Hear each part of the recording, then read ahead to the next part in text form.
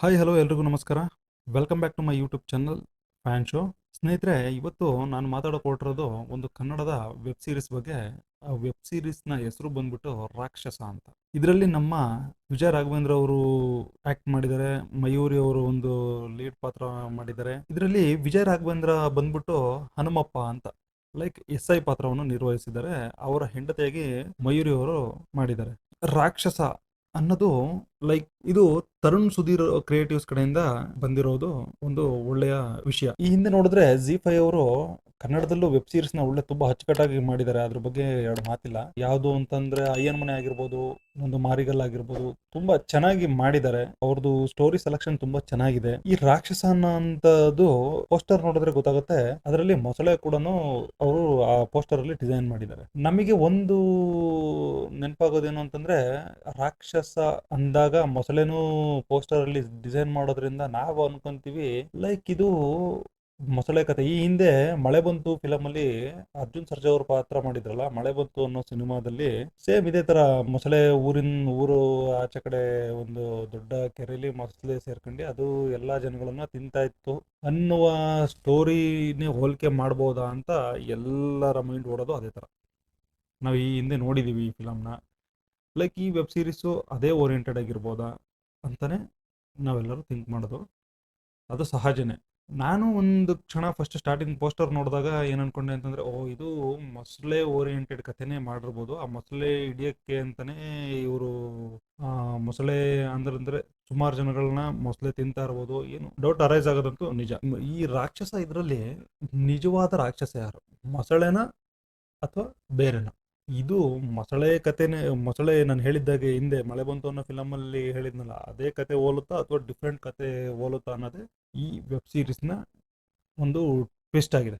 ಮುಂದೆ ನಾನು ನಿಮಗೆ ಎಕ್ಸ್ಪ್ಲೇನ್ ಮಾಡ್ತಾ ಹೋಗ್ತೀನಿ, ಕತೆ ಯಾವ ಥರ ಹೋಗುತ್ತೆ, ಏನೇನು ಆಗಿದೆ ಅನ್ನೋದನ್ನು ನಾನು ಹೇಳ್ತಾ ಹೋಗ್ತೀನಿ.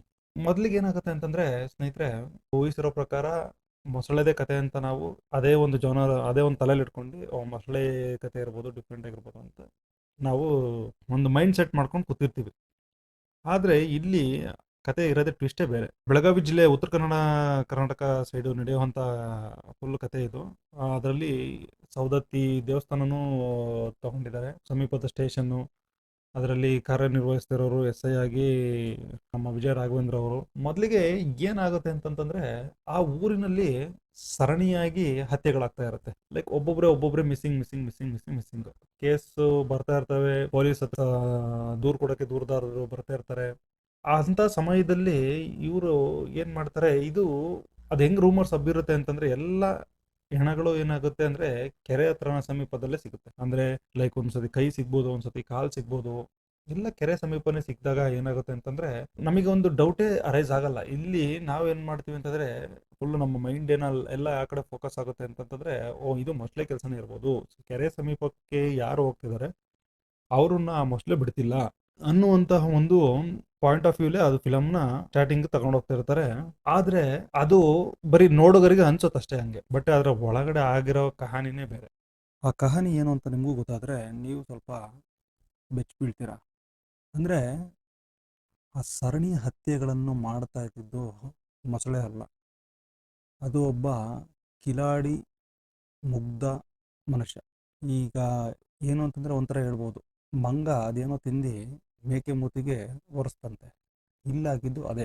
ಈ ಮುಗ್ಧ ಮನುಷ್ಯ ಏನು ಮಾಡೋನು ಅಂತಂದರೆ ಹತ್ಯೆಗಳನ್ನು ಮಾಡೋನು. ಹತ್ಯೆಗಳನ್ನು ಮಾಡಿ ಕೆರೆ ಸಮೀಪದಲ್ಲಿ ತಗೊಂಡೋಗಿ ಅದನ್ನು ಮೊಸಳೆಗೆ ತಿನ್ನೋಕ್ಕೆ ಎಸೆಯೋನು. ಆ ಮೊಸಳೆ ಏನು ಮಾಡೋದು, ಅದನ್ನು ತಿಂದ್ಬಿಟ್ಟು ಅರ್ಧಂಬರ್ಧ, ಇಲ್ಲ ಕೈ ಉಳಿಸೋದು ಕಾಲು ಉಳಿಸೋದು, ಆ ಮೊಸಳೆ ಅದನ್ನು ತಿಂತಾಯಿತ್ತು. ಆಗ ಎಲ್ಲರಿಗೂ ನೋಡುಗರಿಗೆ ಏನನ್ಸೋದು ಅಂತಂದರೆ, ಎಲ್ಲವನ್ನು ಈ ಮೊಸಳೆ ಮಾಡ್ತಿದೆ ಅಂತ ಅನ್ಸೋದು. ಆದರೆ ಇಲ್ಲಿ ಆ ಪಾತ್ರನ ಮಾಡ್ತಾ ಇದ್ದಿದ್ದೇ ಬೇರೆ. ತುಂಬ ಚೆನ್ನಾಗಿದೆ ಕತೆ, ತುಂಬ ಚೆನ್ನಾಗಿ ಮಾಡಿದ್ದಾರೆ. ಫುಲ್ ನಿಮಗೆ ಫುಲ್ ಡೀಟೇಲ್ಡಾಗಿ ಆ ರಾಕ್ಷಸ ವೆಬ್ ಸೀರೀಸ್ನ ನಾನು ಎಕ್ಸ್ಪ್ಲೇನ್ ಮಾಡಬೇಕು ಅಂತ ಅಂದರೆ, ನೀವು ಕಮೆಂಟಲ್ಲಿ ಎಸ್ ಅಂತ ಹಾಕಿ, ನಾನು ಅದನ್ನು ಎಕ್ಸ್ಪ್ಲೇನ್ ಮಾಡ್ತೀನಿ, ಸಾಧ್ಯವಾದಷ್ಟು ಎಕ್ಸ್ಪ್ಲೇನ್ ಮಾಡ್ತೀನಿ. Thank you so much. ನನ್ನ ವಿಡಿಯೋನ ಹೀಗೆ ನೋಡ್ತಾ ಇರಿ. ನನ್ನ ಯೂಟ್ಯೂಬ್ ಚಾನಲ್ನ ಸಬ್ಸ್ಕ್ರೈಬ್ ಮಾಡಿ.